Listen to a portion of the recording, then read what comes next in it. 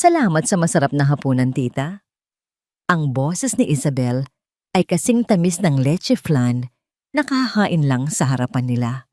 Perpekto ang pagkakatimpla gaya ng bawat kilos, bawat salita, at bawat ngiti na ibinibigay niya sa lahat. Lalo na sa anak ni Doña Elara Velez, si Mako. Napangiti si Marco, isang nangiting abot-tenga na tila nagsasabing nahanap na niya ang lahat ng bagay na pinangarap niya sa babaeng katabi nito. Hinawakan niya ang kamay ni Isabel sa ibabaw ng lamesa. The best ka talaga, Mama. Pero masarap din ang paborito kong luto ni Isabel. Isang maliit na tawa ang pinakawalan ni Isabel. Mahinhin, kaakit-akit.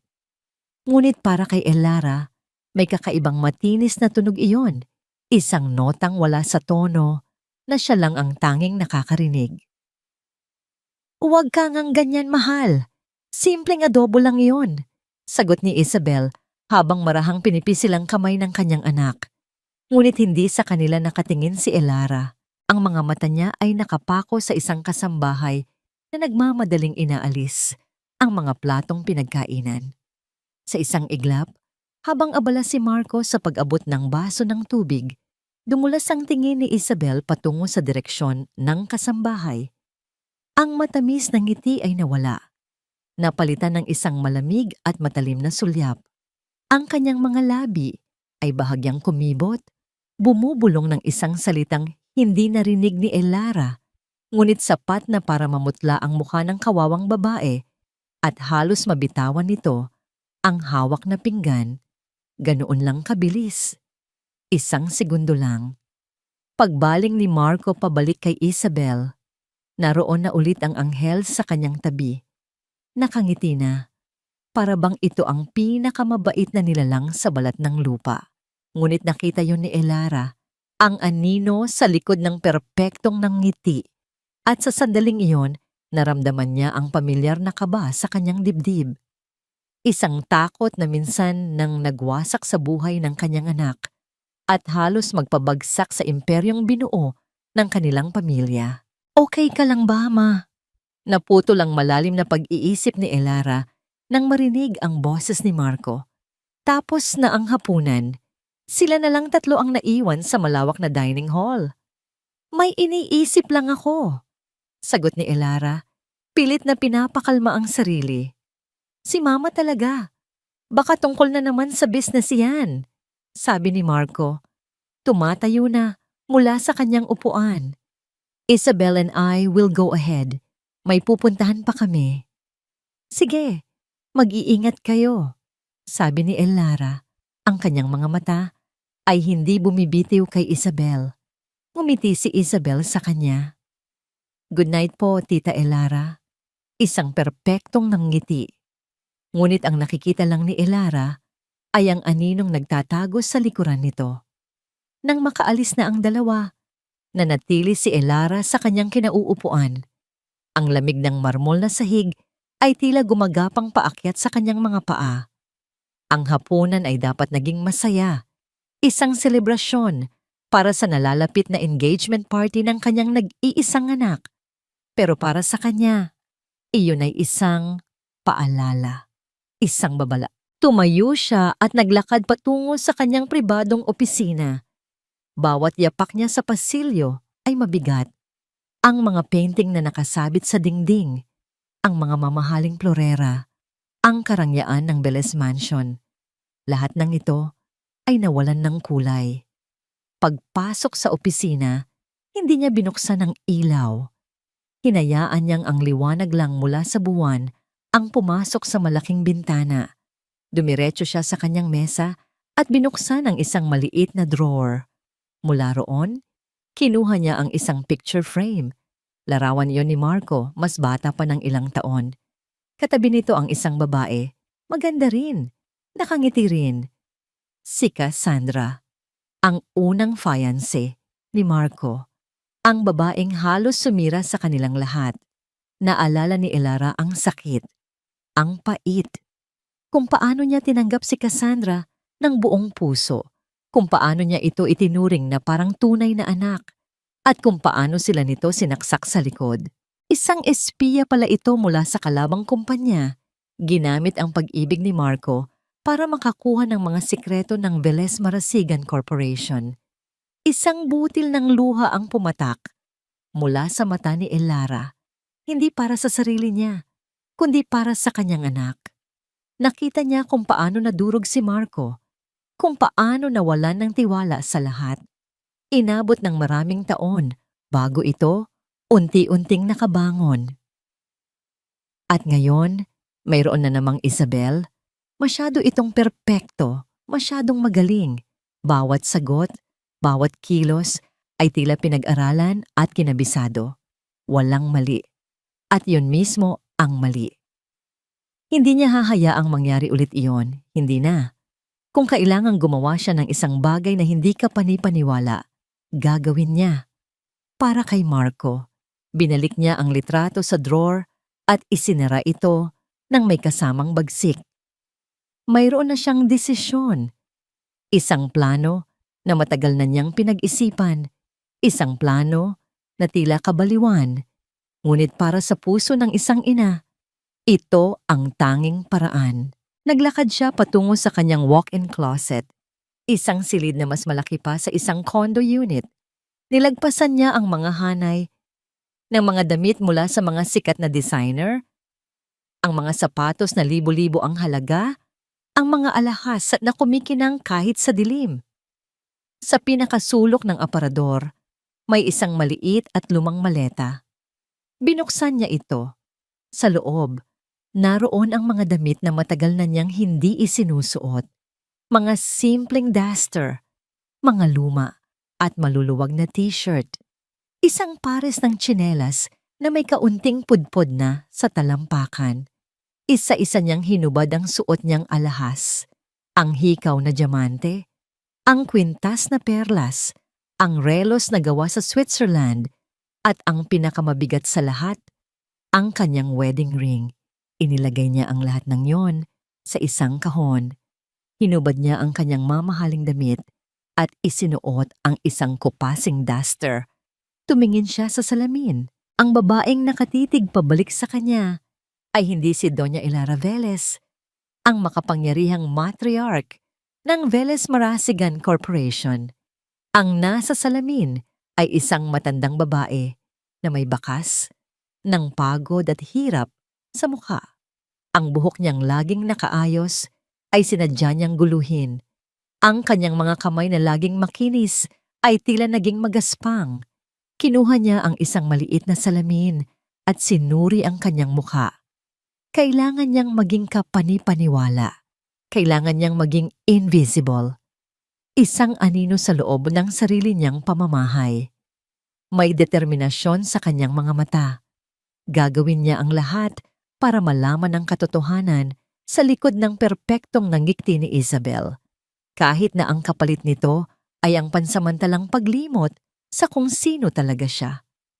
Lumabas siya ng silid, dala ang isang maliit na bag na naglalaman ng iilang gamit. Tahimik siyang bumaba sa hagdanan, gamit ang daanan ng mga katulong sa likod. Walang nakapansin sa kanya. Walang nakakilala. Nakarating siya sa service gate, ang tarangkahan para sa mga staff ng mansyon. Huminga siya ng malalim. Pinakiramdaman ng malamig na hangin ng gabi. Ito na yon, ang simula ng kanyang pagpapanggap. Itinaas niya ang kanyang kamay, nanginginig ng bahagya at pinindot ang doorbell. Isang matinis na tunog ang bumasag sa katahimikan. Sa kabilang banda ng intercom, isang boses ng gwardiya ang nagtanong. Sino po sila? Huminga ulit siya ng malalim. Ibinaba ang kanyang boses at sinabi ang pangalang magiging pagkatao niya sa mga susunod na araw. Ako si Lina. Nag-a-apply bilang bagong kasambahay. Ang silid ng mga kasambahay ay masikip at mainit, malayo sa malambot na kama at malamig na aircon na kinalakihan ni Elara. Ang kutsyon na kanyang hinihigaan ay manipis. Ramdam niya ang tigas ng kahoy na papag sa ilalim nito. 5:00 pa lang ng umaga, Ngunit gising na ang lahat, abala sa kani-kanilang gawain. Ang mahinang bulungan at kaluskos ng mga gamit ang nagsilbing alarm clock niya. Ito ang unang umaga niya bilang Selena. Habang nag-aayos ng sarili sa maliit na banyo, tiningnan niya ang kanyang refleksyon sa salamin. Isang estranghero ang nakatitig pabalik. Ang mga mata lang ang pamilyar. Mga matang puno ng determinasyon. Kahit gaano kahirap, kakayanin niya para kay Marco. Lina, halika na. Oras na para magkape. Tawag ni Manang Celia, ang mayordoma na matagal nang nagsisilbi sa pamilya Velez. Mabait ito, ngunit strikto sa trabaho. Hindi nito alam na ang bagong kasambahay na kaharap ay ang mismong amo na pinaglilingkuran niya sa loob ng 30 taon. Opo Manang, susunod na po. Sagot niya. Sinasanay ang sarili sa magalang at mababang tono. Ang unang utos sa kanya ay simple, ngunit parang isang pagsubok. Ihatid ang kape ni Ma'am Isabel sa silid nito. Dahan-dahan siyang umakyat sa engrandeng hagdanan na dating nilalakaran niya ng may awtoridad. Ngayon, bawat hakbang niya ay may kasamang pag-iingat na para bang isa siyang magnanakaw. Kumatok siya ng 3 beses sa pinto ng guest room kung saan pansamantalang tumutuloy si Isabel. Pasok! Ang boses sa loob ay malambing pa. Pagbukas niya ng pinto, nakita niya si Isabel na nakaupo sa harap ng vanity mirror, nakasuot ng isang seda na roba. Ngumiti ito nang makita siya sa salamin. Ah, ikaw pala ang bago. Si Lina, tama? Pakilagay na lang po dyan sa tabi ko. Salamat. Sinunod ni Lina ang utos. Ngunit bago pa siya makatalikod, nagsalita ulit si Isabel. Sandali! Kinuha ni Isabel ang tasa, hinipan ito ng bahagya at dahan-dahang humigop. Pagkatapos, biglang nagbago ang anyo ng kanyang mukha. Ang ngiti ay napawi. Napalitan ng pagkadismaya. Ano ba to? Tanong nito. Ang boses ay hindi na malambing. Mayroon na itong talim. Kape ba to o pinaghugasan lang ng tasa? Tabang. Napatungo si Lina. Pasensya na po ma'am, ipagtitimpla ko po kayo ng bago. Dapat lang. Singal ni Isabel.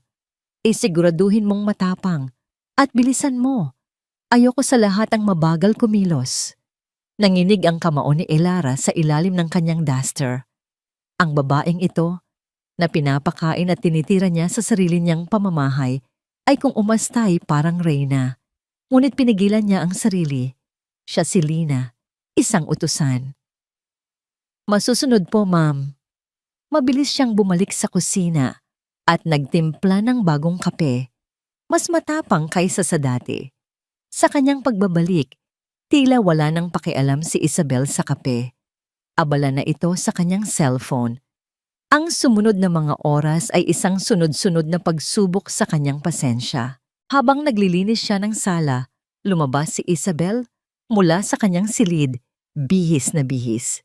Dumaan ito sa tabi ng isang maliit na mesa kung saan nakapatong ang isang baso ng tubig. Sa isang kilos na sinadya ngunit pinalabas na aksidente, bahagyang sinagi ng kanyang siko ang baso. Tumapon ang tubig sa makintab na sahig na marmol. Ay nako, sabi ni Isabel, may pagkukunwaring gulat sa boses. Ang clumsy ko talaga. Pakilinis naman, Lina. Akmang kukunin ni Lina ang mop na nasa di kalayuan nang pigilan siya ni Isabel.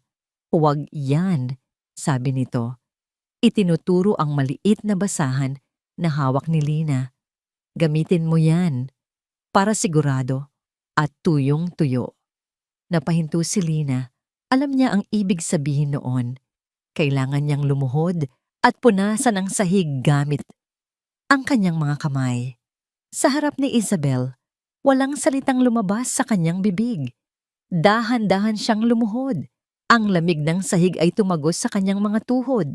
Habang pinupunasan niya ang natapong tubig, nakita niya mula sa gilid ng kanyang mga mata Ang sapatos ni Isabel, isang designer brand na nagkakahalaga ng katumbas ng isang taong sahod ng isang kasambahay.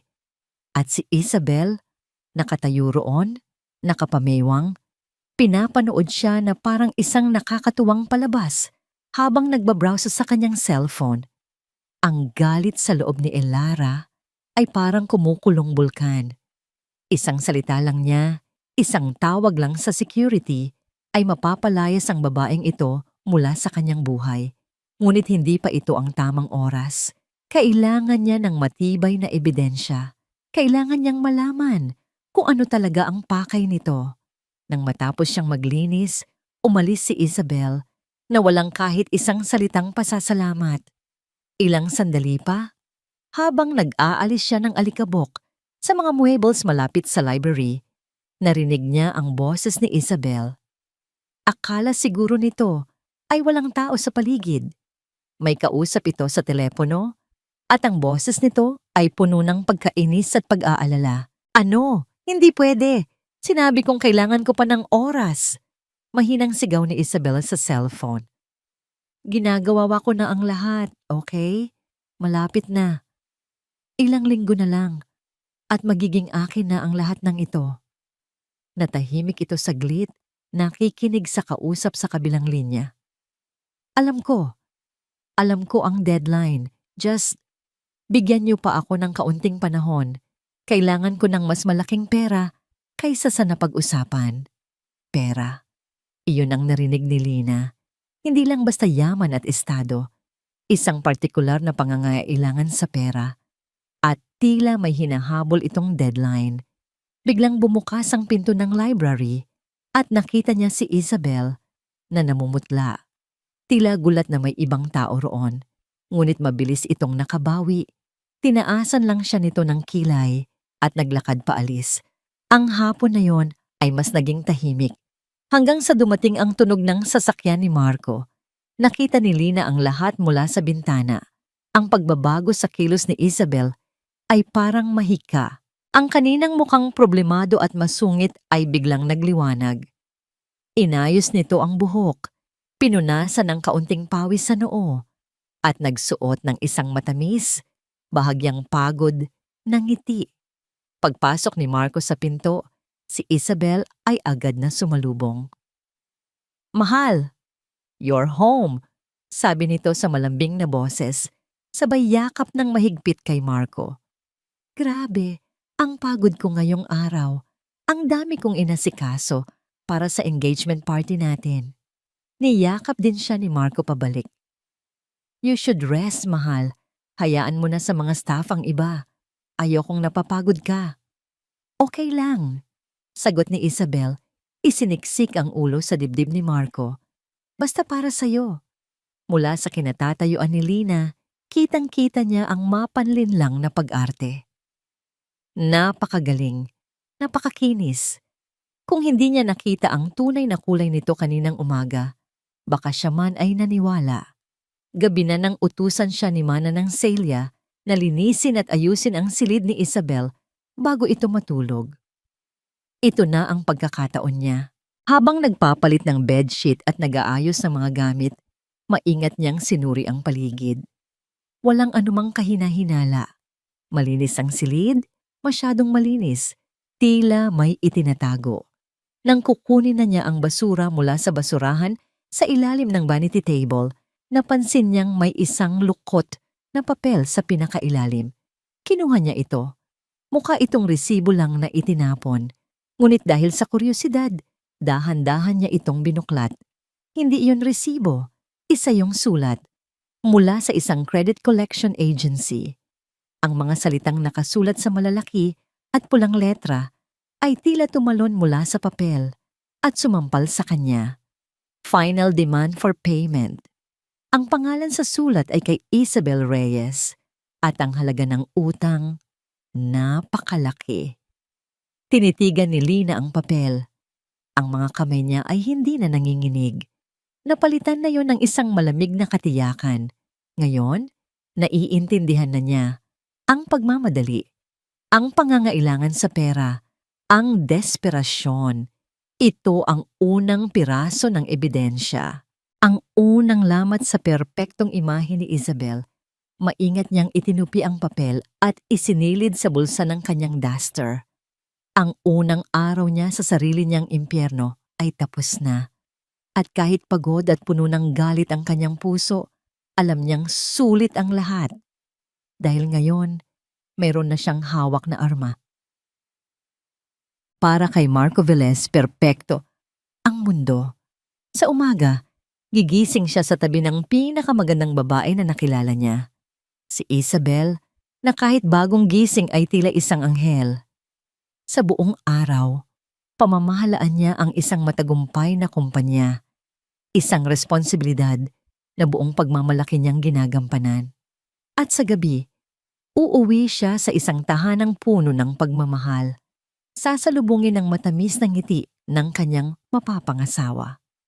Oo, perpekto ang lahat. O iyon ang pilit niyang sinasabi sa sarili. Mahal, anong plano mo para sa weekend? Tanong ni Marco isang umaga, habang sabay silang nag-aalmusal sa veranda. Ang sikat ng araw ay banayad at ang simoy ng hangin ay presko. Isa na namang perpektong umaga. Nag-book ako ng spa retreat kasama sina Chloe at Amanda. Sagot ni Isabel habang marahang humihigop ng kanyang tsa. You know, para mag-relax bago ang engagement party, kailangan kong maging fresh. Good idea, sabi ni Marco, ngumiti. You deserve it. Masyado ka nang nag-aasikaso sa lahat. Ginagawa ko to dahil mahal kita, sagot ni Isabel. Iniabot ang kamay para hawakan ang pisngi ni Marco. Gusto kong maging perpekto ang lahat para sa atin. Ngunit kinahaponan, habang papunta sa isang meeting, napansin ni Marco na halos wala ng laman ang tangke ng gasolina ng kanyang sasakyan. Ang kotseng madalas niyang gamitin ay nasa kasa para sa maintenance, kaya't hiniram niya ang kotse ni Isabel. Pagbukas niya ng glove compartment para kumuha ng pambayad sa toll, may nahulog na isang maliit at lukot na papel. Isang resibo. Pinulot niya ito. Resibo yon mula sa isang gasolinahan. At habang naghihintay siya sa pila sa toll gate, binasa niya ang mga detalye. Ang petsa ay noong nakaraang weekend at ang lokasyon ng gasolinahan. Kumunot ang noo ni Marco.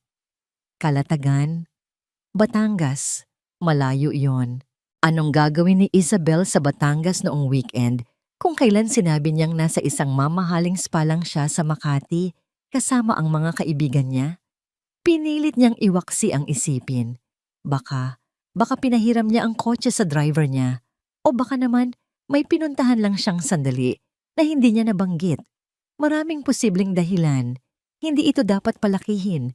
Itinago niya ang resibo sa kanyang bulsa at sinikap na kalimutan niyon. Ngunit ang maliit na lamat sa salamin ng kanyang perpektong mundo ay nagsimula ng lumitaw. Pag-uwi niya ng gabing iyon, sinalubong siya ni Isabel. Ngunit sa pagkakataong ito, ang ngiti nito ay may bahid ng pag-aalala. Mahal, buti nakauwi ka na, sabi nito. May gusto sana akong sabihin sa'yo. Ano yon? Tanong ni Marco. Bahagyang kinabahan, nag-atubili si Isabel. Ayoko sanang maging issue pero tungkol ito sa bagong kasambahay, si Lina. Anong tungkol sa kanya? I don't know. She's weird, sabi ni Isabel, yumakap sa braso ni Marco. Lagi siyang nakatingin. Minsan nahuhuli ko siyang nakatitig sa akin na para bang may ginawa akong masama. At parang ang clumsy niya. I feel uncomfortable. Hindi ako sanay na may ganyang presensya sa bahay. Natahimik si Marco.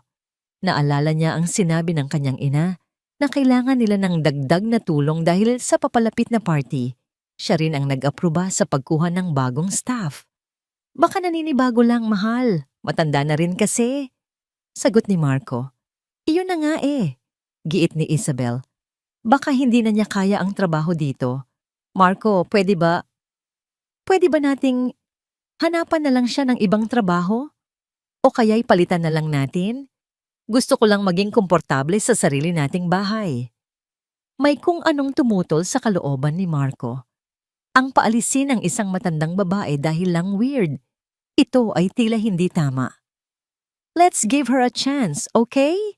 Isang linggo pa. Kung ganoon pa rin, ako na ang kakausap sa kanya, sabi ni Marco sa malumanay na paraan. Nakita niya ang bahagyang pagkadismaya sa mukha ni Isabel, ngunit mabilis itong napalitan ng isang pilit na ngiti. Sige, kung yan ang gusto mo, mahal.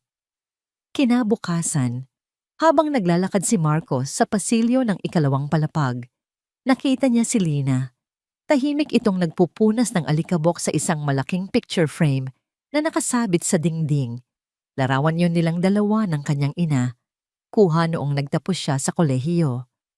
Huminto siya at pinagmasdan ang matanda.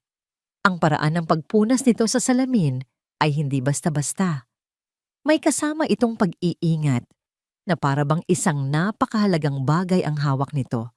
Saglit itong tumigil at tinitigan ang larawan. Sa isang iglap, nakita ni Marco ang isang emosyon sa mga mata nito. Isang emosyon na hindi niya maintindihan. Lungkot? Pangungulila? Nang mapansin ni Lina na nakatingin siya, bahagya itong nagulat at mabilis na yumuko. Ipinagpatuloy ang trabaho. Nagpatuloy si Marco sa paglakad, ngunit hindi maalis sa isip niya ang eksenang iyon. Mayroon siyang naramdamang kakaiba. Isang pamilyar na pakiramdam na hindi niya mapangalanan. Tila matagal na niyang kilala ang mga matang yon. Imposible! Bulong niya sa sarili, iiling-iling. Guni-guni lang siguro yon. Nang gabing yon, paakyat na sana siya sa kanyang silid nang may marinig siyang mga boses mula sa ibaba. Hindi ito malakas, halos bulungan lang, ngunit sapat na para mapahinto siya sa kalagitnaan ng hagdan. Sumilip siya. Sa may paanan ng hagdanan, sa isang bahagyang madilim na pasilyo, nakatayo sina Isabel at Lina. At ang nakita niya ay nagpatigil sa kanyang paghinga. Hindi niya marinig ang kanilang pinag-uusapan, ngunit malinaw na malinaw ang kanilang mga kilos. Si Isabel, na laging mahinhin at malambing sa harap niya, ay nakatayo ng tuwid. Ang isang kamay ay nakapamiwang. Ang kanyang mukha, na hindi nakaharap sa direksyon ni Marco, ay puno ng galit na hindi man lang nito sinusubukang itago. Ang kanyang mga labi ay kumikibot sa bilis, tila nagbibitiw ng mabibigat na salita. At si Lina, inaasahan ni Marco na makikita niya itong nakayuko, takot, at humihingi ng tawad. Ngunit hindi. Ang matandang kasambahay ay nakatayo lang doon, hindi natitinag. Ang kanyang likod ay tuwid. Ang kanyang mga mata ay diretsong nakatingin kay Isabel. Walang bahid ng takot. Mayroon itong hamon. Mayroon itong dignidad na hindi nababagay sa isang ordinaryong katulong. Isang malamig na kaba ang gumapang sa puso ni Marco. Ang babaeng pakakasalan niya. At ang matandang kasambahay ng kanyang ina. May labanang nagaganap sa loob ng kanyang pamamahay na hindi niya alam. At sa sandaling iyon, ang maliit na lamat sa salamin ay biglang lumaki. Nagpapakita ng isang refleksyon ng kanyang perpektong mundo na hindi niya na makilala. Hawak ni Lina ang kapirasong papel na nakuha niya mula sa basurahan ni Isabel. Ang sulat ng paniningil, ito ang kanyang unang konkretong ebidensya. Ang unang sinag ng liwanag sa madilim na pasilyo ng kanyang mga hinala. Ngunit alam niyang hindi ito sapat. Para sa isang taong tulad ni Marco na nabubulag sa pag-ibig, ang isang pirasong papel ay madaling maipaliwanag. Isang lumang utang, isang pagkakamali ng bangko, isang bagay na naayos na. Kailangan niya ng isang bagay na hindi maikakaila. Isang bagay na maririnig mismo ni Marco. Kinabukasan, habang abala ang lahat sa paghahanda para sa almusal, isinagawa ni Lina ang kanyang plano. Mayroon siyang isang maliit na voice recorder, kasing laki lang ng kanyang hinlalaki. na matagal na niyang itinatago para sa mga business meeting.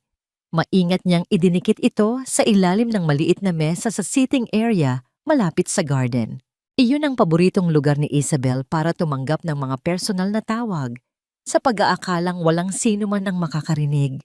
Buong araw, nagkunwari siyang abala sa paglilinis sa mga kalapit na lugar, naghihintay. Bawat segundong lumilipas ay tila isang oras. Ang bawat pagdaan ni Isabel sa lugar na yon ay nagpapakaba sa kanyang dibdib. Ngunit buong araw, walang nangyari. Tila naging maingat ang dalaga. Nang gumabi, at sigurado siyang natutulog na ang lahat, dahan-dahan siyang bumalik sa sitting area. Ang tanging ilaw ay nagmumula sa buwan sa labas. Kinapa niya ang ilalim ng mesa, ang kanyang mga daliri ay nanginginig sa pananabik at kaba. Ngunit wala siyang nakapa. Kinapa niya ulit. Mas madiin, mas malawak. Wala. Ang voice recorder ay nawawala. Napahinto siya at isang malamig na takot ang biglang gumapang sa kanyang likuran. Hindi ito maaaring nahulog. Masyadong madikit ang ginamit niyang tape. Hindi rin ito maaaring nakuha ng ibang kasambahay habang naglilinis dahil siya lang ang naka-assign sa lugar na yon. May isang posibilidad lang na natitira. May nakakaalam. May isang taong kumuha nito. Kinabukasan, habang naghahain siya ng almusal, naramdaman ni Lina ang mga mata ni Isabel sa kanya. May isang mapanuksong ngiti sa mga labi nito. Isang nangiting tila may ipinahihiwatig na tagumpay. Marco, mahal, naisip ko lang. Biglang sabi ni Isabel habang umiinom ng kanyang orange juice. Narinig ko kasing may plano si Tita Ilara na baguhin ang beneficiary ng Del Carmen Grant. What a noble idea, di ba? Ipagpatuloy ang legacy ng lola mo. Nabitawan ni Lina ang kutsarang hawak niya. Tumama ito sa sahig na marmol. Lumikha ng isang matinis na tunog na bumasag sa katahimikan. Ang Del Carmen Grant. Paano? Iyon ay isang pribadong usapin ng pamilya.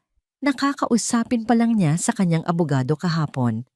Sa kanyang pribadong linya ng telepono, sa loob ng kanyang lockproof na opisina. Walang sino man, kahit si Marco, ang nakakaalam patungkol doon. Pasensya na po, sabi ni Lina. Mabilis na pinulot ang kutsara, habang ang kanyang puso ay kumakabog ng malakas. Maingat ka sa susunod, Lina. Saway ni Isabel. Ang boses ay matamis, ngunit ang mga mata ay nanunuyaya. Hindi na narinig ni Ilara ang sagot ni Marco. Ang kanyang isip ay lumilipad. Ang pagkawala ng recorder, ang impormasyon tungkol sa Del Carmen Grant. Hindi na ito nagkataon lang. May espiya si Isabel. May taksil sa loob ng pamamahay ng mga Velez. Ang kanyang misyon ay biglang naging doble ang bigat. Hindi na lang niya kailangang ilantad si Isabel. Kailangan din niyang hanapin ang ahas na nagpapasok dito. Sinimulan niyang obserbahan ang lahat. Ang bawat kilos, bawat tingin, bawat bulong. Si Manang Celia? Imposible. 30 taon na itong tapat sa kanya. Ang mga mas batang kasambahay? Masyadong bago at limitado ang access. Ang driver? Ang hardinero? Hanggang sa ang kanyang tingin ay napako kay Mateo, ang pinuno ng kanilang security. Si Mateo na halos kasabay niyang tumanda sa mansyon. Si Mateo na itinuring na niyang bahagi ng pamilya. Si Mateo na may access sa lahat, sa mga CCTV camera, sa mga schedule, sa bawat sulok ng bahay. Hindi. Ayaw niyang paniwalaan. Ngunit sa larong ito, hindi niya pwedeng isantabi ang kahit sinong suspect. Isang gabi, nakita niyang lumabas si Mateo patungo sa hardin sa likod. Karaniwan itong ginagawa ni Mateo para mag-rounds, ngunit may kakaiba sa kilos nito. Tila ito palihim. Dahan-dahan, sinundan siya ni Lina, nagtatago sa mga anino ng malalaking halaman. Sa pinakasulok ng hardin, malapit sa pader, may isang taong naghihintay. Hindi ito si Isabel. Isa itong lalaking hindi pamilyar kay Lina, nakasuot ng simpleng damit at may takip sa mukha. Mula sa kanyang pinagtataguan, kitang-kita ni Lina ang pag-abot ni Mateo ng isang maliit na bagay, ang kanyang voice recorder. Pagkatapos, iniabot ng estranghero ang isang makapal na brown na envelope kay Mateo. Tinanggap ito ni Mateo ng walang alinlangan at mabilis na sinilid sa loob ng kanyang jacket. Sa sandaling iyon, ang hinala ni Elara ay naging isang malamig at matigas na katotohanan sa kanyang puso. Ang sakit ay tila isang punyal na itinarakan sa kanyang likod. Si Mateo, ang taong pinagkatiwalaan niya ng seguridad ng kanyang pamilya sa loob ng 20 taon. Nang makaalis na ang estranghero, tumalikod na si Mateo pabalik sa mansyon. Masyado siyang abala sa pagbilang ng pera sa loob ng sobre, kaya't hindi niya namalayan ang aninong nakasunod sa kanya. Ngunit nang malapit na siya sa service door, bigla siyang huminto. Tila may naramdaman siya. Dahan-dahan siyang lumingon. Ang kanyang mga mata, na sanay sa dilim, ay direktang tumama sa lugar kung saan nagtatago si Lina. Napatigil sa paghinga si Lina. Huli na para tumakbo. Naglakad si Mateo palapit sa kanya. Walang emosyon ang kanyang mukha, ngunit ang kanyang mga mata ay kasing talim ng kutsilyo. Huminto siya sa mismong harapan ni Lina, na nakatayo pa rin sa likod ng isang malaking paso. Hindi sumigaw si Mateo, hindi siya nagbanta. Sa halip, yumuko siya ng bahagya na para bang may ibubulong lang. Ang kanyang boses ay mahina, kalmado, ngunit puno ng panganib. Sa edad ninyo, dapat mag-ingat kayo sa mga bagay na hindi ninyo dapat nakikita. Pagkatapos noon, tumalikod na siya at pumasok sa loob ng bahay. Iniwan si Lina na nanginginig sa dilim. Hindi dahil sa takot, kundi dahil sa bigat ng katotohanang kanyang natuklasan. Ang kalaban ay hindi lang ang babaeng sinusubukan niyang paalisin. Ang kalaban ay ang taong pinagkakatiwalaan ng kanilang buhay. At ngayon, alam na nito na may alam siya. Ang laro ay biglang naging mas mapanganib.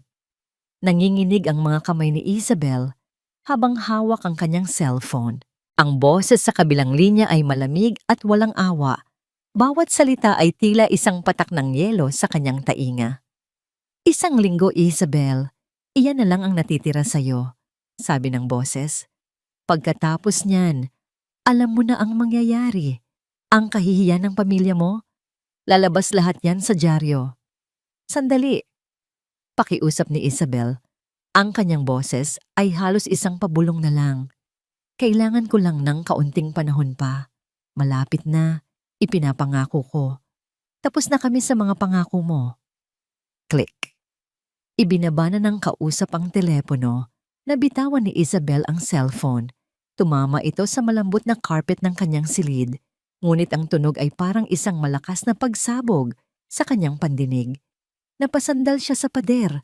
Humihingal na para bang tinakbo niya ang 1 milya. Ang pawis ay nagsisimulang mamuo sa kanyang noo. 1 linggo. 7 araw. Sa isang iglap, bumalik sa kanyang alaala ang isang imahe na pilit niyang ibinabaon sa limot sa loob ng maraming taon. Nakatayo siya sa labas ng opisina ng kanyang ama. 10 taong gulang pa lang siya noon. Ang pinto ay bahagyang nakabukas. Sa loob, nakita niya ang kanyang ama. Isang lalaking dati puno ng kumpiyansa at lakas na nakayuko sa kanyang mesa. Ang mukha ay nakasubsob sa kanyang mga kamay. Ang malalapad nitong balikat ay nanginginig. Umiiyak ito. Isang tunog na tahimik ngunit puno ng sakit at kabiguan. Ang amoy ng alak ay lumalabas mula sa silid. Sa sahig, nakakalat ang mga papel na may nakasulat na past due at notice of foreclosure. Iyon ang araw na natutunan niya ang kahulugan ng salitang bangkarote. Iyon ang araw na nawala ang kanilang mansyon, ang kanilang mga sasakyan, at ang respeto ng mga taong dati tumitingala sa kanila. Iyon ang araw na ipinangako niya sa kanyang sarili. Hinding-hindi na niya mararanasan muli ang kahihiyang yon. Hinding-hindi. Napapikit ng mariin si Isabel. Pilit na iwinawak siyang alaala. Ngunit ang pakiramdam ng desperasyon ay nanatili. Mas matindi pa kaysa dati. Ang pagpapakasal kay Marco ay hindi lang isang simpleng pagahon. Ito ang kanyang salvation. Ang Velez fortune ang tanging paraan para bayaran ang mga utang na iniwan ng kanyang ama at iligtas ang kanilang pangalan. Ngunit may isang balakid, isang luma at matandang balakid. Si Lina. Simula nang dumating ang babaeng iyon, lahat ay nagsimulang maging komplikado. Ang paraan ng pagtitig nito, ang mga kilos nitong tila laging nagmamasid. Alam ni Isabel na hindi ito isang ordinaryong kasambahay. At pagkatapos kumpirmahin ni Mateo na naglagay ito ng voice recorder, naintindihan na niya ang lahat. Ang matandang yon ay isang banta. At ang mga banta ay kailangang alisin. Tumayo siya, ang kanyang mga mata ay nag-aalab sa determinasyon. Hindi na siya ang batang babae na walang magawang nakatayo sa labas ng pinto. Siya na ngayon ang may hawak ng baraha at oras na para gamitin ang kanyang alas. Kinagabihan, palihim siyang nakipagkita kay Mateo sa pinakaliblib na bahagi ng library. Ang tanging ilaw ay nagmumula sa isang maliit na table lamp na lumilikha ng mahahabang anino sa kanilang mga mukha. Nakuha mo ba ang sinabi ko? Tanong ni Isabel. Ang kanyang boses ay mahina, ngunit may diin. Tumango si Mateo. Ang kanyang mukha ay seryoso. Oo, ma'am, pero delikado ito. Mas delikado kung malalaman ng mga Velez ang tungkol sa malaki mong pagkakautang sa kasino. Ganti ni Isabel, ang bawat salita ay tila isang patalim. O kung malalaman nila na ang pinagkakatiwalaan nilang hepe ng seguridad ay nagbebenta ng impormasyon sa akin kapalit ng ilang sobre ng pera. Namutla si Mateo. Ma'am Isabel, huwag kang mag-alala, Mateo. Sabi ni Isabel, ang kanyang tono ay biglang lumambot, naging mapang-akit. Kapag naging asawa na ako ni Marco, hindi lang maliit na halaga ang mapupunta sa'yo. Ikaw pa rin ang magiging hepe ng seguridad ko. At sisiguraduhin kong hindi ka na mamumroblema sa pera habang buhay. Isipin mo yon. Loyalty for loyalty. Iyon ang kailangan ni Mateo. Isang halo ng takot at isang pangako ng magandang kinabukasan. Nakita ni Isabel ang pagbabago sa mga mata nito mula sa pag-aalinlangan tungo sa pagsang-ayon. Ano ang kailangan kong gawin? Tanong ni Mateo. Ang boses ay halos pabulong. Ngumiti si Isabel, isang nangiting hindi aabot sa kanyang mga mata. Simple lang. Kailangan nating bigyan si Marco ng isang dahilan para paalisin si Lina, isang dahilan na hindi niya matatanggihan. Pagkatapos ng kanilang pag-uusap, hinanap ni Isabel si Marco. Natagpuan niya ito sa balcony, nagpapahangin. Lumapit siya rito mula sa likod at niyakap ito ng mahigpit. Mahal, sabi niya, ang kanyang boses ay sinadya niyang gawing malungkot at mahina. Okay ka lang? Iniistorbo ba kita? Tanong niya. Isinandal ang kanyang ulo sa likod nito. Hindi, syempre hindi. Sagot ni Marco, humarap para yakapin siya. May problema ba? Tumingin si Isabel sa mga mata ni Marco. Pinuno niya ng peking luha ang sariling mga mata. Pagod lang siguro ako at stressed sa lahat ng nangyayari sa party. Sa lahat. Hinaplos ni Marco ang kanyang pisngi. Sabi ko naman sa'yo magpahinga ka. Paano ako makakapagpahinga? Sabi ni Isabel. Ang boses ay bahagyang nanginginig. Kung pakiramdam ko, may mga matang laging nakatingin sa akin sa loob mismo ng bahay na ito. Pakiramdam ko, hindi ako welcome dito, Marco. Pakiramdam ko, hinuhusgahan ako ng katulong na yon. Nakita niya ang pagkakasala sa mukha ni Marco. Gumagana ang kanyang plano. I'm sorry, mahal. I'm so sorry. Sabi ni Marco. Niyakap siya ng mas mahigpit. Pangako, aayusin ko to. Ngumiti si Isabel sa dibdib ni Marco, isang nangiting puno ng tagumpay. Nang gabing iyon, mag-isa na lang siya sa kanyang silid. Tumayo siya sa harap ng salamin. Ang babaeng nakatitig pabalik ay kalmado at kontrolado na. Ang desperasyon kanina ay napalitan ng isang malamig at matigas na resolusyon. Binuksan niya ang kanyang jewelry box. Mula roon, kinuha niya ang pinakamahalagang regalo na ibinigay sa kanya ni Marco. Isang kwintas na diamante, kumikinang na parang mga bituin sa ilalim ng ilaw ng kanyang silid. Itinaas niya ito. Pinagmasdan ang pagkinang nito. Ito ang simbolo ng lahat ng pinaghirapan niya. Ang premyo, ang kanyang kinabukasan, at ito rin ang magiging sandata niya. Isinuot niya ang kwintas at tiningnan ang kanyang refleksyon. Perpekto. Hinawakan niya ang diamante sa gitna. Ang kanyang mga daliri ay malamig.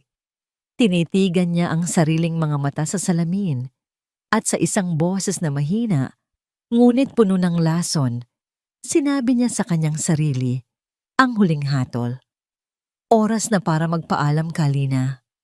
May digmaan sa loob ni Marco Velez, isang digmaang walang nakakakita, walang nakakarinig.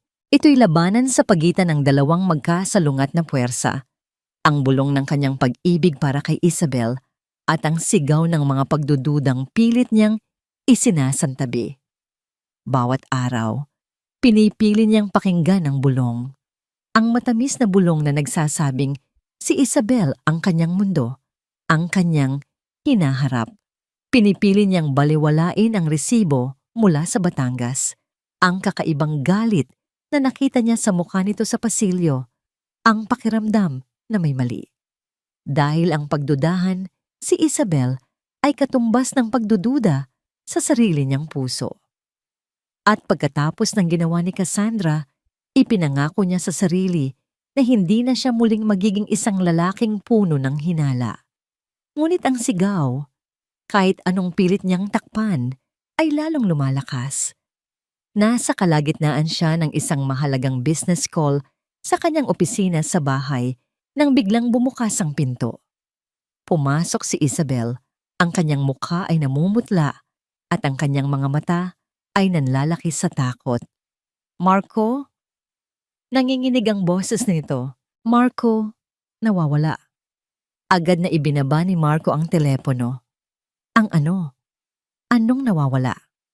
Yung kwintas, sabi ni Isabel habang sapo-sapo ang kanyang leeg na ngayon ay wala ng palamuti. Yung kwintas na diamante na bigay mo sa akin, hindi ko mahanap. Ang puso ni Marco ay biglang kumabog ng mabilis, hindi dahil sa halaga ng alahas, kundi dahil sa sakit na nakikita niya sa mukha ni Isabel. Iyon ang paborito nitong alahas, ang simbolo ng kanyang pangako. Teka, kumalma ka. Mahal. Baka naman na-misplace mo lang. Saan mo ba huling hinubad? Tanong niya habang ginagabayan ito paupo. Hindi. Sigurado ako. Giit ni Isabel.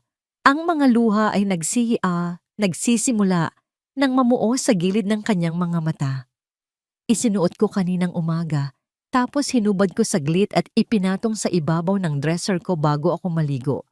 Pagbalik ko, wala na. Ang sinseridad sa kanyang boses ay tumusok sa puso ni Marco. Ang anumang pagdududa ay pansamantalang nawala, napalitan ng galit. May nagnakaw sa loob ng kanilang pamamahay. May nagnakaw sa babaeng mahal niya. Ilang minuto lang, ang buong mansyon ay nagkakagulo na. Si Manang Celia ay nagtatanong sa lahat ng kasambahay. Si Marco ay pabalik-balik sa paglakad. At si Isabel, nakaupo sa sofa, umiiyak ng tahimik. Dumating si Mateo, ang hepe ng seguridad. Ang kanyang presensya ay kalmado at propesyonal, na nagbigay ng kaunting kapanatagan kay Marco. Sir Marco? Ma'am Isabel, kumalma po tayo, sabi ni Mateo.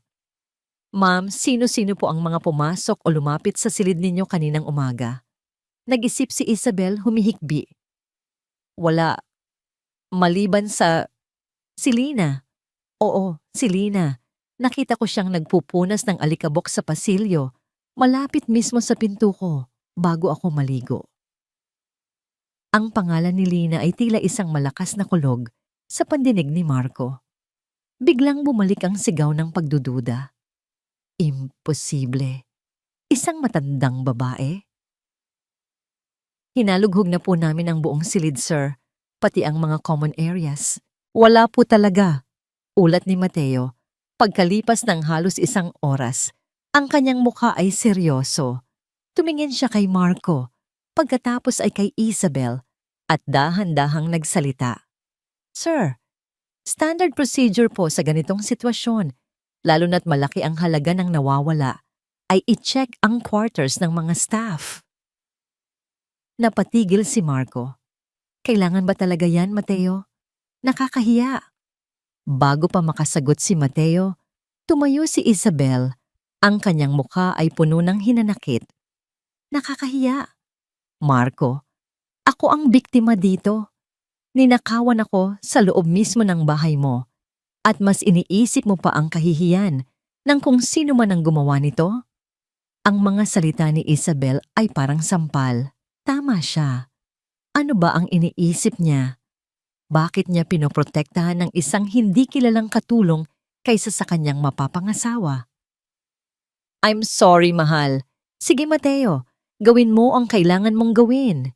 Sabi ni Marco, ang kanyang boses ay mabigat. Uunahin na po natin ang mga bago para maklear agad sila sa investigasyon. Dagdag ni Mateo, ang kanyang tingin ay tila sinasadyang dumaan kay Lina, na tahimik na nakatayo sa isang sulok kasama ang ibang mga katulong. Sinundan ni Marcos si Mateo at 2 pang gwardiya patungo sa staff quarters. Nakasunod sa kanila si Isabel. Ang kanyang mga braso ay nakayakap sa sarili na para bang nilalamig. Ang silid ni Lina ay maliit at simple, malinis. May isang maliit na altar sa ibabaw ng tokador kung saan nakalagay ang isang rosaryo. Walang kahit anong pahiwatig ng kasakiman o pagnanasa sa yaman. Naramdaman ni Marco ang isang kirot sa kanyang dibdib. Mali ito. Ang buong sitwasyong ito ay mali. Nakatayo lang siya sa may pintuan, hindi magawang pumasok. Habang ang mga gwardiya ay sinimulang halongkatin ang kakaunting gamit ng matanda. Binuksan nila ang maliit na aparador. Tiningnan ang ilalim ng papag. Walang nakita. Nakahinga ng maluwag si Marco. Sabi na nga ba? Isang pagkakamali lang ang lahat. Ngunit huminto si Mateo. Ang kanyang atensyon ay nasa iisang unan na nakalatag sa kama. Dahan-dahan niya itong kinuha. Kinapa. May kakaiba sa kanyang ekspresyon, isang bahagyang pagkunot ng noo. Tumingin siya kay Marco, isang tingin na puno ng kahulugan. Sa harap nilang lahat, dahan-dahang binuksan ni Mateo ang punda ng unan. Isinuksok niya ang kanyang kamay sa loob. At nang ilabas niya ito, ang liwanag mula sa bumbilya ay sumasalamin sa isang bagay na kumikinang. Isang bagay na pamilyar kay Marco. Ang mga diamante. Itinaas ni Mateo ang kwintas. Hinayaan itong lumawit mula sa kanyang mga daliri. Umiindayog ng marahan sa mabigat na katahimikan ng silid. Ang bawat kislap nito ay tila isang maliit na kidlat na gumuguhit sa nanlalabong paningin ni Marco. Nahanap ko na po, Sir Marco. Nasa loob ng unan ni Lina. Ang boses ni Mateo ay kalmado at formal. Ngunit para kay Marco, ito ay isang hatol. Isang malakas na gong na naghuhudyat ng katapusan ng digmaan sa kanyang isipan. Ang sigaw ng duda ay biglang naging isang nakabibinging katahimikan at ang bulong ng pag-ibig na ngayon ay nasa anyo ng isang humihikbing si Isabel sa kanyang tabi, ang tanging natira. Oh my God! Bulong ni Isabel na pahawak sa kanyang bibig. Ang kanyang mga mata ay nanlalaki sa pagkukunwaring gulat. Hindi, hindi ako makapaniwala. Bumaling ang lahat ng tingin kay Lina. Nakatayo lang ito roon, sa gitna ng lahat, sa gitna ng akusasyon. Hindi ito umiiyak, hindi ito sumisigaw. Ang kanyang likod ay tuwid pa rin, at ang kanyang mukha, bagamat namumutla, ay walang mababakas na pagkakasala. Ang tanging naroon ay isang malalim, hindi maarok na kalungkutan. Ang kanyang mga mata ay nakatuon sa iisang tao lamang. Kay Marco, ang mga mata ng matandang iyon.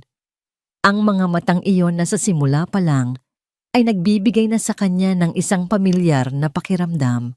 Ngayon, ang mga mata na iyon ay puno ng sakit, ng kabiguan, at sa isang iglap, ang mga mata na iyon ay hindi na mata ng isang estranghero. Para bang mga mata iyon ng sarili niyang ina.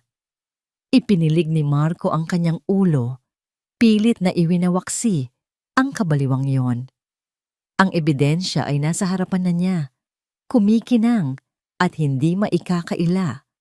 Ang pag-ibig niya ay nilapastangan, ang tiwala niya ay sinira. Ang lahat ng pagdududa niya kay Isabel, ang resibo, ang galit sa pasilyo, ay biglang naging walang kwenta. Mga maling akala lang pala. Mga multo ng nakaraan na pilit niyang isinisisi sa inosenteng babae. At habang abala siya sa pagdududa, ang tunay na magnanakaw pala ay nasa ilalim na ng kanyang bubong. Isang alon ng matinding pagkakasala at galit ang bumalot sa kanya. Galit sa magnanakaw at galit sa sarili dahil sa pag-aalinlangan niya kay Isabel. "Lina," sabi niya, at ang kanyang boses ay malamig at dayuhan kahit sa sarili niyang pandinig. "Bakit?" Hindi sumagot si Lina. Patuloy lang itong nakatitig sa kanya na para bang may hinihintay, na para bang umaasa itong makikita niya ang isang bagay sa kabila ng lahat ng ito. Ngunit ang nakikita lang ni Marco ay ang mukha ng pagtataksil, ang mukha ng isang taong sinira ang kapayapaan sa kanyang tahanan. "Umalis ka," utos niya, ang bawat salita ay mabigat. "Kunin mo ang mga gamit mo at umalis ka na ngayon din." Ang bawat kasambahay ay napayuko, hindi makatingin. Si Manang Celia ay napahawak sa kanyang dibdib, hindi makapaniwala. Si Isabel ay lumapit at humawak sa braso ni Marco na para bang humuhugot ng lakas. Ngunit si Lina ay hindi gumalaw. "Umalis ka na!" sigaw ni Marco, at sa pagkakataong ito, ang kanyang boses ay puno na ng sakit at galit. Hindi niya na kayang tingnan ang matandang babae. Doon lang dahan-dahang tumango si Lina. Isang mabagal, halos hindi mahahalata na pagtango. Walang salita, walang pagtanggi, walang pakiusap. Kinuha lang nito ang isang maliit at lumang bayong mula sa gilid ng kanyang kama. Isinilid ang iilang piraso ng damit at naglakad palabas ng silid.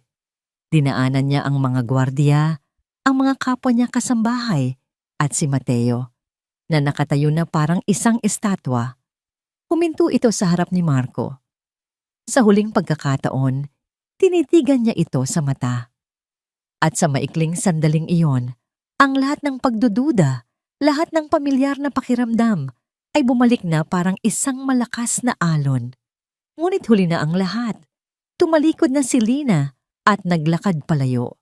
Sinundan siya ng tingin ni Marco habang tinatahak nito ang mahabang pasilyo, palayo sa kanya, palayo sa kanilang lahat, hanggang sa maging isa na lang itong maliit na anino bago tuluyang maglaho sa dilim. Ang katahimikan sa loob ng maliit na silid ay mas mabigat kaysa sa sigawan. Ang bawat paghinga ay maririnig. Ang bawat tibok ng puso ni Elera, bilang si Lina, ay parang malakas na pagpukpok ng martilyo sa kanyang dibdib. Ngunit sa labas, wala siyang ipinakitang emosyon. Isang malamig na pakiramdam ang bumalot sa kanya, isang kalasaglaban sa sakit na nagsisimulang gumapang sa kanyang kalooban. Ang kumikinang na kwintas sa kamay ni Mateo. Ang mapanuyang ng ngiti sa mga labi ni Isabel, ang mga takot na tingin ng ibang kasambahay, lahat ng yon ay malabo. Tila mga imahe sa isang masamang panaginip. Ang tanging malinaw sa kanya ay ang mukha ng kanyang anak, ang mukha ni Marco. Nakita niya ang pagkalito rito, ang sakit, ang unti-unting panlalamig ng mga mata nito habang tinitingnan siya. Ang tiwala nito sa kanya, kahit bilang isang hamak na katulong, ay naglalaho na parang usok. "Lina," nagsalita si Marco, at ang boses nito ay basag. "Bakit?" Hindi niya sinagot ang tanong. Anong sasabihin niya? Na lahat ng ito ay isang palabas? Na ang babaeng katabi nito ay isang ahas? At ang pinagkakatiwalaan nitong hepe ng seguridad ay isang taksil? Sino ang maniniwala sa isang matandang kasambahay na may hawak na ebidensya laban sa kanya? Sa halip, tinitigan niya lang ito ng diretso sa mata. Sa isang huling desperadong pagtatangka na iparating ang katotohanan na ng walang salita. "Anak, ako ito. Maniwala ka sa akin." Ngunit ang nakita lang ni Marco ay ang katahimikan ng isang taong nahuli sa akto. "Wala po akong kinuha, Sir Marco," sabi ni Lina sa wakas. Ang kanyang boses ay kalmado, walang panginginig, kahit na ang kanyang puso ay dinudurog. "Sinungaling!" Biglang sigaw ni Isabel, humigpit ang kapit sa braso ni Marco. Ang kanyang mga luha ay muling umagos. "Nakita niyo na! Iyan ang ebidensya! Marco, please! Hindi na ako ligtas dito. Paano kung may gawin siyang mas masama sa akin? Sinabi ko na sa'yo, may kakaiba sa kanya mula pa sa simula." Ang bawat salita ni Isabel ay isang patak ng lason na lalong nagpapagulo sa isip ni Marco. Nakita ni Lina kung paano bumaling ang tingin ni Marco mula sa kanya patungo sa umiiyak na si Isabel. Nakita niya ang pagtatalo sa loob nito, ang huling hibla ng duda laban sa bigat ng katotohanan na nasa harapan niya. Ang kanyang anak ay nasa isang bitag at siya, ang kanyang ina, ay walang magawa para iligtas ito. Tumingin muli si Marco sa kanya. Ang kanyang mukha ay puno ng pighati. Halos bumulong na lang ito. "Lina, umamin ka na lang." Naramdaman ni Elera ang pagtulo ng isang mainit na likido sa kanyang pisngi. Isang butil ng luha, ngunit mabilis niya itong pinunasan. Hindi ngayon, hindi sa harap nila. "Ako o siya, Marco?" Ang boses ni Isabel ay mahina, ngunit matigas na parang bakal. Isang ultimatum. Napapikit si Marco. Para kay Elara, ang saglit na pagpikit na yon ay tumagal ng habambuhay. Alam na niya ang magiging desisyon nito bago pa man nito buksan ang kanyang mga bibig. Isang ina. Kilala niya ang puso ng kanyang anak. At ang puso nito ngayon ay pag-aari ng babaeng nanlilinlang dito. Nang muling magmulat ng mata si Marco, wala na ang pag-aalinlangan. Napalitan na iyon ng isang malamig na desisyon. Ang sakit ay naroon pa rin, ngunit nakatago na sa likod ng isang pader ng galit. "Umalis ka!" Utos niya. Ang bawat salita ay mabigat at may pinalidad. "Kunin mo ang mga gamit mo at umalis ka na ngayon din." Napayuko ang lahat. Tanging si Isabel lang ang nakatingin. Ang kanyang mga mata ay nagliliyab sa tagumpay. Hindi na nagsalita si Lina. Wala nang dapat pang sabihin. Ang hatol ay naibigay na. "Umalis ka na!" sigaw ni Marco. At sa pagkakataong ito, ang kanyang boses ay puno na ng sakit. Hindi na niya kayang tingnan ang matandang babae. Dahan-dahang tumango si Lina.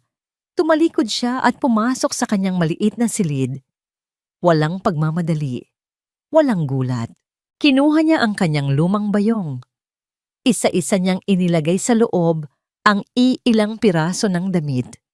Ang rosaryo sa ibabaw ng kanyang tokador. At ang kapirasong papel, ang sulat ng paniningil, na maingat pa rin niyang itinago. Paglabas niya, ang lahat ay nakatayo pa rin doon na para bang mga estatwang nagyelo sa oras. Walang sino man ang gumagalaw. Walang sino man ang makatingin sa kanya ng diretso. Naglakad siya sa gitna nila. Dinaanan niya si Mateo na ang mukha ay blanko.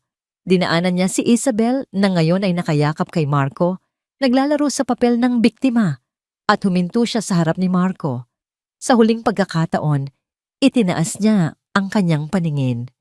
Ang kanyang mga mata, ang mga mata ng isang ina, ay tumago sa kaluluwa ng kanyang anak. Puno ng sakit. Oo, ngunit puno rin ng isang pangakong hindi masambit. Hindi pa ito tapos. Tumalikod na siya at nagsimulang maglakad palayo. Bawat hakbang palayo sa silid na yon, bawat yapak sa mahabang pasilyo ng sarili niyang pamamahay ay isang kirot. Naririnig niya ang mga bulungan sa kanyang likuran. Nararamdaman niya ang mga tingin na nakatutok sa kanya. Ngunit nagpatuloy lang siya. Nang marating niya ang grand staircase, hindi siya lumingon. Nagpatuloy siya sa pagbaba, isang matandang babae na may dalang maliit na bayong, pinalalayas mula sa sarili niyang kaharian. Nakarating siya sa malaking pinto sa harap. Ang dalawang gwardiya, na hindi alam ang buong pangyayari, ay binuksan ito para sa kanya nang may pagtataka. Humakbang siya palabas, patungo sa kadiliman ng gabi. Ang malamig na hangin ay sumalubong sa kanya, tila isang malupit na paalala ng kanyang kabiguan.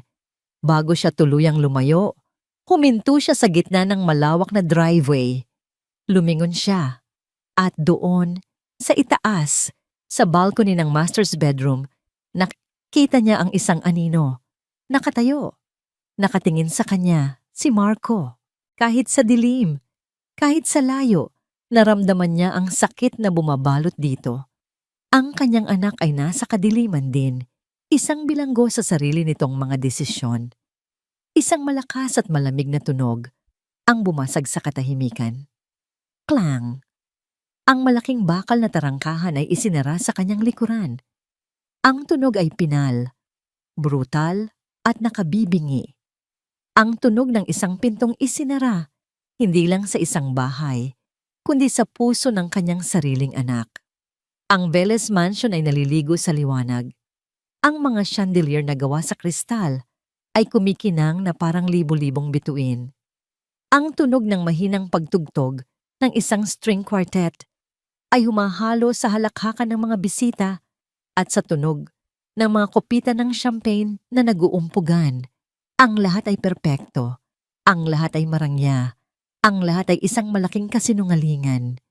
Para kay Marco, ang bawat ngiti na ibinibigay niya ay isang maskara. Ang bawat pakikipagkamay ay walang pakiramdam. Ang bawat pagbati ng congratulations ay isang ingay na dumadaan lang sa kanyang tainga. Hindi ka ba masaya, mahal? Bulong ni Isabel sa kanyang tabi. Napakaganda nito ngayong gabi. Nakasuot ito ng isang puting gown na yumayakap sa kanyang perpektong katawan. Ang kanyang buhok ay nakaayos sa isang eleganteng paraan at ang kanyang leeg ay pinalamutian ng ibang kwintas, isang regalong ipinadala ng ina ni Marco bilang engagement gift na may kasamang isang maikling sulat na nagsasabing hindi ito makakadalo dahil sa isang biglaang business trip sa Europa. Isang kasinungalingan din iyon. Alam ni Marco na umiiwas lang ang kanyang ina. At sa isang sulok ng kanyang puso, hindi niya ito masisisi. Masaya ako, sagot ni Marco. Pinipilit ang isang ngiti. Hinalikan niya ang noo ni Isabel. Paano naman ako hindi magiging masaya? This night is for you. For us. Ngunit habang sinasabi niya ang mga salita, ang kanyang mga mata ay hindi sinasadyang lumibot sa paligid.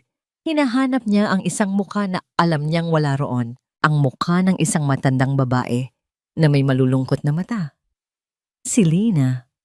2 linggo na ang nakalipas mula nang paalisin niya ito. 2 linggo na siyang sinusundan ng huling tingin nito. Isang tingin na puno ng sakit, ng kabiguan, ng isang bagay na hindi niya maintindihan. Tama ang ginawa mo, sabi niya sa sarili, sa ikasandaang ulit. Ang ebidensya ay malinaw. Pinagtanggol mo lang si Isabel. Ngunit kung tama ang ginawa niya, bakit parang may nakabarang bato sa kanyang dibdib na hindi maalis-alis? Bakit sa tuwing ipipikit niya ang kanyang mga mata sa gabi, ang mukha ni Lina ang nakikita niya, hindi ang mukha ni Isabel? Oras na para sa toast. Masayang anunsyo ng MC. Inabutan si Marco ng isang mikropono. Ang lahat ng ilaw ay nakatutok sa kanila ni Isabel. Sa gitna ng grand ballroom, ang lahat ng mga mata ay naghihintay. Itinaas niya ang kanyang kopita. Magandang gabi sa inyong lahat. Salamat sa pagdalo ninyo sa gabing ito. Ang mga salita ay lumalabas sa kanyang bibig ng kusa.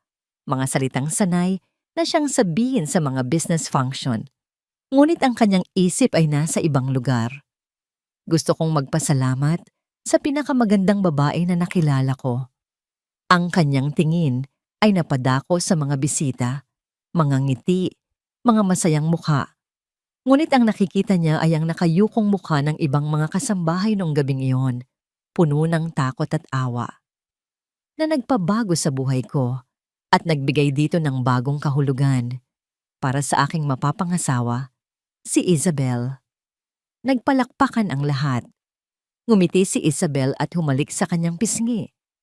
Ngumiti rin siya pabalik. Isang perpektong litrato, isang perpektong sandali.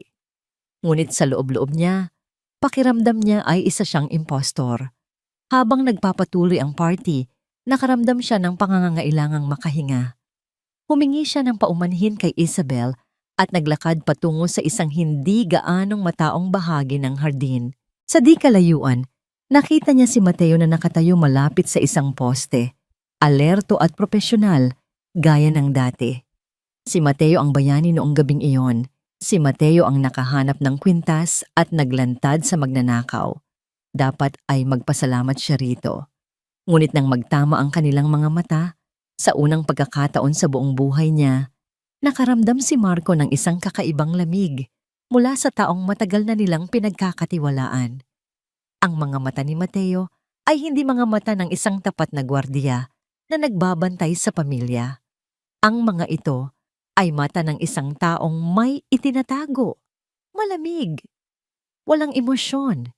Ipinilig ni Marco ang kanyang ulo. Ano ba itong iniisip mo? Paranoid ka na naman. Okay ba ang lahat, Sir Marco? Tanong ni Mateo. Lumapit ng bahagya. Oo, Mateo. Okay lang. Sagot ni Marco. Ang kanyang boses ay mas formal kaysa sa dati. Just getting some fresh air. Tumango lang si Mateo at bumalik sa kanyang pwesto. Ngunit ang pakiramdam ng pagkabalisa ay hindi nawala kay Marco. Lalong tumindi. Bumalik siya sa loob, sa init, sa ingay, sa pagpapanggap. Niyakap niya si Isabel. Isinayaw niya ito. Ngumiti siya sa mga kamera.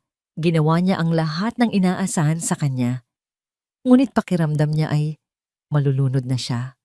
At bigla, nang walang anumang babala. Click. Namatay ang lahat ng ilaw. Ang musika ay biglang tumigil. Ang masayang bulungan ay napalitan ng mga sigaw ng gulat at pagkalito. Ang buong Velez Mansion ay binalot ng ganap na kadiliman. Anong nangyayari? Narinig ni Marco na tanong ni Isabel sa tabi niya. Ang boses ay puno ng takot. Hinawakan niya ang kamay nito. Huwag kang mag-alala. Baka power trip lang. Ngunit alam niyang hindi. Ang mansyon ay may sariling generator na automatikong gumagana kapag may brownout. May ibang nangyayari. Ilang segundo ng kaguluhan at pagkatakot ang lumipas. Ang tanging liwanag ay nagmumula sa mga screen ng cellphone na sinimulang ilabas ng mga bisita. At pagkatapos, isang liwanag ang biglang sumindi. Hindi ang mga chandelier, hindi ang mga ilaw sa dingding, isang spotlight, isang bilog at maliwanag na liwanag na nakatutok sa iisang lugar lamang, ang tuktok ng engrandeng hagdanan. Ang lahat ng ingay ay huminto. Ang lahat ng mga mata ay napako sa hagdanang iyon, naghihintay. At mula sa anino sa itaas, isang figura ang lumitaw, isang babae. Nakasuot ng isang madilim na asul na evening gown na kumikinang sa ilalim ng spotlight. Ang kanyang buhok ay nakaayos ng perpekto. Ang kanyang tindig ay puno ng kapangyarihan at awtoridad. Sa kanyang leeg, nakasabit ang isang pamilyar na kwintas na perlas. Hindi ito si Lina, ang matandang kasambahay. Ito si Doña Elara Velez, ang matriarch ng kanilang pamilya. Ang kanyang ina, hawak niya ang isang wireless microphone. Itinaas niya ito sa kanyang mga labi. Ang kanyang boses, kalmado ngunit matatag, ay umalingaw-ngaw sa buong kabahayan sa pamamagitan ng sound system na biglang gumana muli. Pasensya na sa abala. Ngunit meron lang akong ilang bagay na nais linawin bago magpatuloy ang gabing ito. Nagyelo ang mundo ni Isabel. Ang hangin ay tila nawala sa kanyang mga baga. Ang masayang musika, ang bulungan ng mga bisita, ang mainit na kamay ni Marco na nakahawak sa kanya, lahat ay naglaho. Ang tanging nakikita niya ay ang babaeng nakatayo sa tuktok ng hagdanan, naliligo sa liwanag ng spotlight na parang isang diyosa ng paghihiganti, si Doña Elara. Ngunit hindi iyon ang nakapagpatigil sa pagtibok ng kanyang puso. Ito ay ang mukha. Sa ilalim ng perpektong ayos at mamahaling alahas, iyon ang mukha na nagbibigay sa kanya ng bangungot sa loob ng nakalipas na 2 linggo. Iyon ang mukha ni Lina. Anong ibig sabihin nito? Narinig niyang bulong ni Marco, ngunit ang boses nito ay tila nagmumula sa napakalayo. Nagsimulang umugong ang bulungan sa buong ballroom. Pagkalito, pagkamangha. Siya ba yon? Bakit ganyan ang ayos niya? Akala ko ba nasa Europe siya? Teka, pamilyar ang mukha niya. Dahan-dahang bumaba ng hagdanan si Elara. Bawat hakbang ay may bigat, may layunin. Ang kanyang mga mata ay hindi bumibitiw sa kanya kay Isabel. Isang tingin na malamig at matalim, na tila tumatagos sa lahat ng kanyang mga kasinungalingan. Naramdaman ni Isabel ang panginginig ng kanyang mga tuhod. Kailangan niyang magsalita. Kailangan niyang kontrolin ang sitwasyon. Tita Elara, nakakagulat naman po ang pagdating ninyo. Sabi niya, pilit na pinapatatag ang kanyang boses, pilit na ngumingiti. Akala ninyo ay wala ako para masaksihan ang gabing ito? Putol ni Elara. Huminto sa pinakahuling baitang ng hagdan. Hindi ko ito palalampasin, lalo na't napakarami nating kailangang pag-usapan. Sa isang senyas mula kay Elara, isang malaking projector screen na kanina'y nakatago sa likod ng entablado ang bumaba. Ang lahat ng ilaw sa ballroom ay nanatiling patay, maliban sa spotlight na nakatutok kay Elara at sa liwanag mula sa screen. Bago ang lahat, sabi ni Elara, ang kanyang boses ay umaalingaw-ngaw sa bawat sulok ng silid. Nais kong ipakilala sa inyo ang isang tao. Isang taong naging biktima ng isang malupit na kasinungalingan sa loob mismo ng aking pamamahay. Biglang nagbago ang imahe sa screen. Lumitaw ang isang larawan. Isang larawan ni Lina, ang kupasing daster, ang pagod na mukha, ang malungkot na mga mata. Nagsimulang magbulungan muli ang mga tao, mas malakas ngayon. Sino yan? Parang isa sa mga katulong? Anong nangyayari? Marahil ay kilala ninyo siya bilang si Lina, isang kasambahay na inakusahan ng pagnanakaw.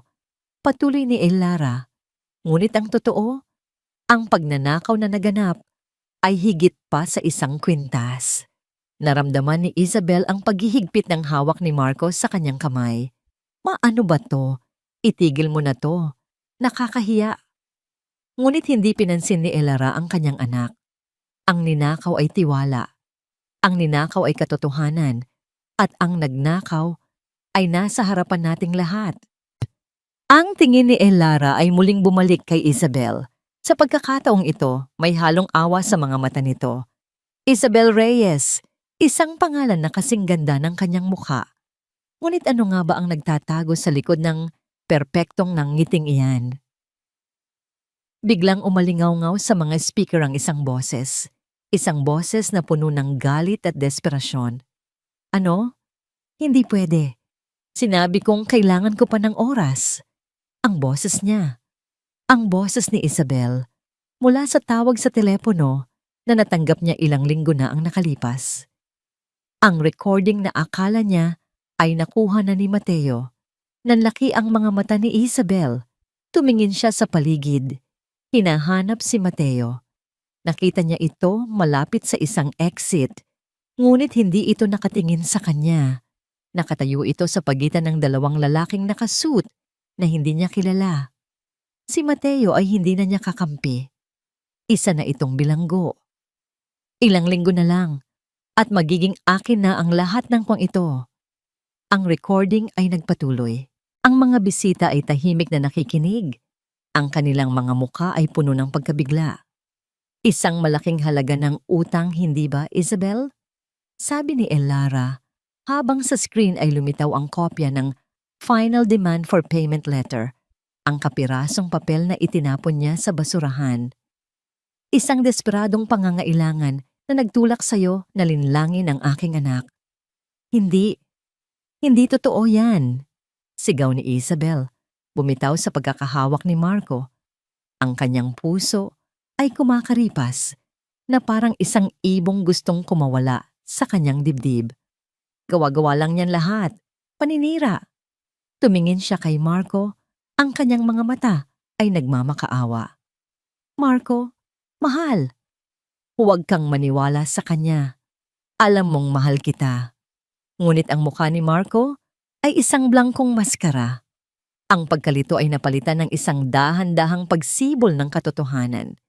Ang mga piraso ng palaisipan, ang resibo, ang mga kasinungalingan, ang biglaang pagbabago ng ugali, ay nagsisimulang magkabit-kabit sa kanyang isipan.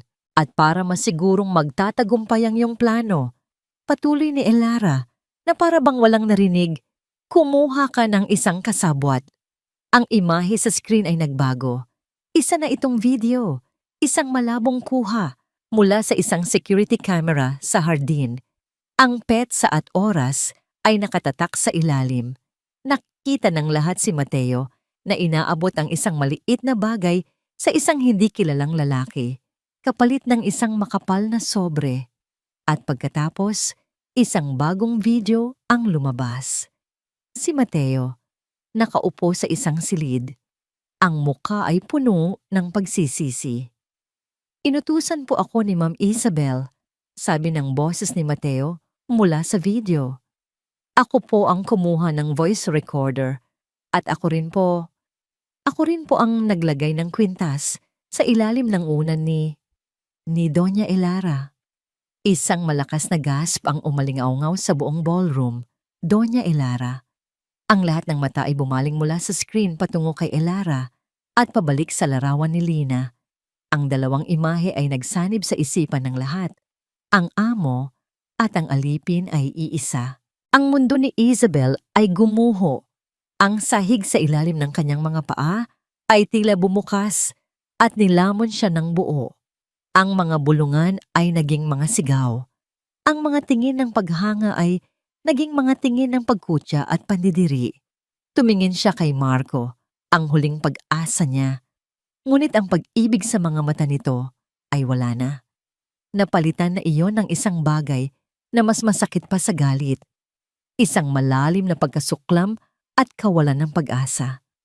Ang lalaking minsan ay tumingin sa kanya na para bang siya ang araw at mga bituin ay nakatingin na ngayon sa kanya na para bang isa siyang halimaw.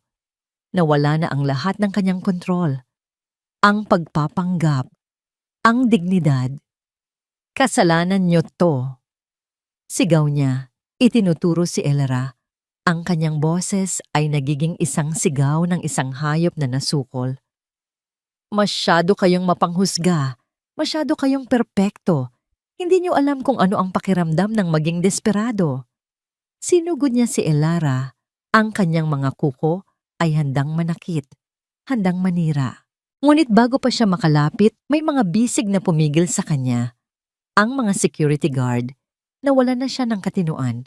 Nagpumigla siya, sumisigaw, nagwawala. Ngunit wala na. Tapos na ang lahat. Sa gitna ng kaguluhan, isang boses ang pumailan lang, mas malakas kaysa sa kanyang mga sigaw. Ang boses ni Marco, na ngayon ay nasa entablado na, kinuha ang mikropono mula sa kanyang ina. Tumingin siya ng diretso sa kanya, ang kanyang mga mata ay walang buhay. At sinabi niya ang mga salitang tatatak sa kaluluwa ni Isabel habang buhay. Isang hatol na mas masakit kaysa sa anumang parusa. Tapos na ang lahat. Ang hangin sa bulubunduking lugar ng Rizal ay sariwa at malinis. Malayo sa usok at ingay ng Makati.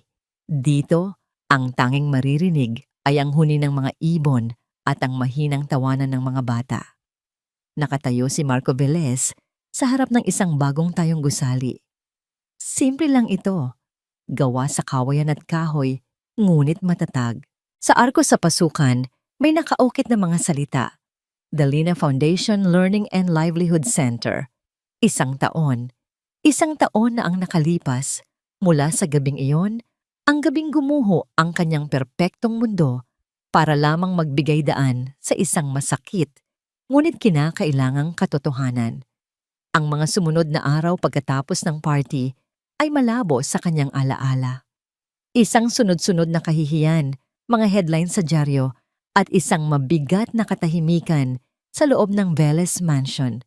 Inayos ng kanyang ina ang lahat. Ang pamilya, Reyes ay tuluyang bumagsak sa utang at kahihiyan. Si Mateo ay nahaharap sa kasong kriminal at si Isabel ay naglaho na parang bula. Ngunit ang pinakamabigat na pasanin para kay Marco ay ang pakikipag-ayos sa sarili niyang ina. Sa unang pagkakataon, umupo sila, hindi bilang CEO at matriarch, kundi bilang mag-ina. Doon, sa harap ni Elara, inamin ni Marco ang kanyang pagkakamali, ang kanyang pagiging bulag, ang kanyang pagkabigong makinig sa sarili niyang puso na nooy nagdududa na. At higit sa lahat, humingi siya ng tawad sa sakit na idinulot niya rito nang itaboy niya ito, ang sarili niyang ina, mula sa kanilang tahanan. Walang panunumbat na narinig si Marco. Tanging isang mahigpit na yakap at mga luhang matagal nang pinipigilan. Mula sa abo ng mga kasinungalingan, isang bagong layunin ang isinilang. Itinatag ni Marco ang The Lina Foundation, isang organisasyong nakatuon sa pagtulong sa mga mahihirap, lalo